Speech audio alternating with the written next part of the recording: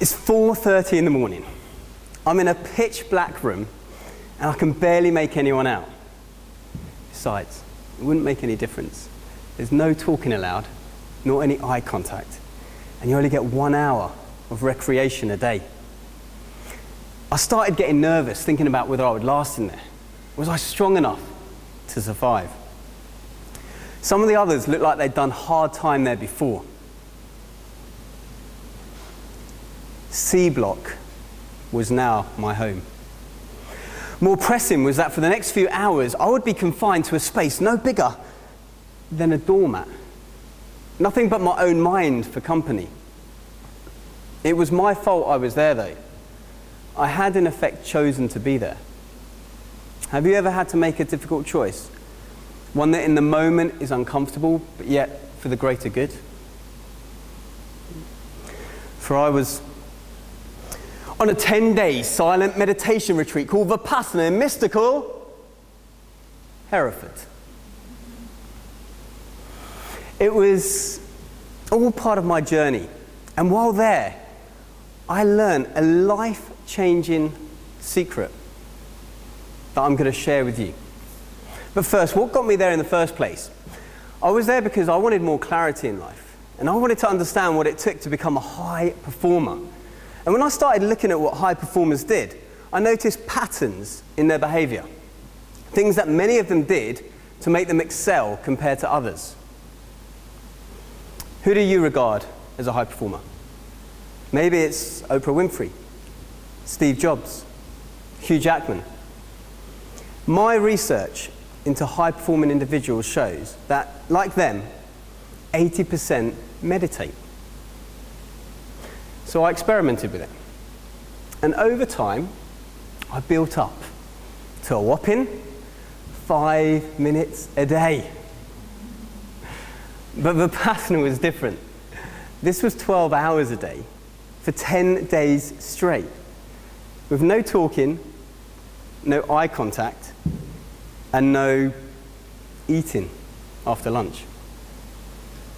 Not only that, but for 3 one-hour sessions a day, you had to be totally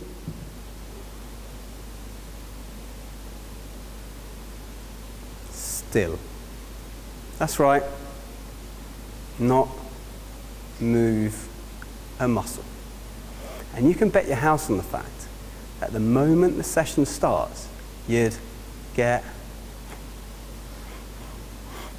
an itchy nose, or worse. But you can't touch it, you can't blow on it, you can't rub it against anything. Why not? Let's go back to that life-changing learning that I'd like to share with you. It took me a while to get there. But what happens is you learn, not intellectually, but in your being, that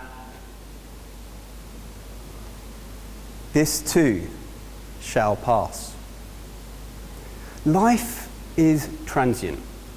Things come, things go. Don't get attached to what you're experiencing.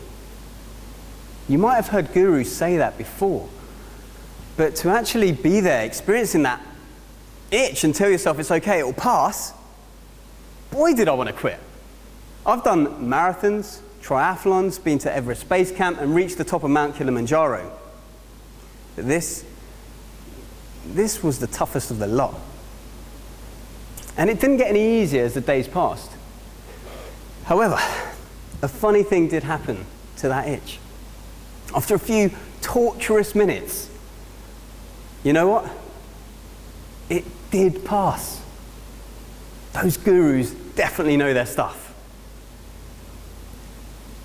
This too shall pass. The itch was transient. Your feelings are transient. Life is transient. You realize this, like I said, not intellectually up here, but in your bones. This too shall pass. And every day I remember that phrase, because, let's be frank, stuff happens to all of us. Sometimes all at once. Recently, I returned home from a trip to Miami on crutches because of a serious knee injury I sustained while out there. And as I walked into my house, there waiting for me was my girlfriend. Her bags were packed. She looked at me and said, "I'm leaving you."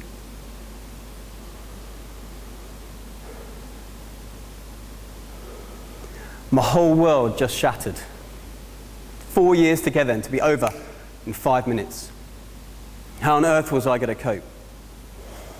Eventually, after the tears had dried, but the pain was still there, I remembered what I'd learned from Vipassana meditation. This too shall pass. As you go through life, you're going to experience ups and downs, but they all pass. Spring, summer, autumn, winter, it's just a cycle. What about you? What is going on for you right now in your life? Your health, your relationships, your career? Whatever is going on for you, you're going to cope with it a lot better if you remember that. This too shall pass. Thank you.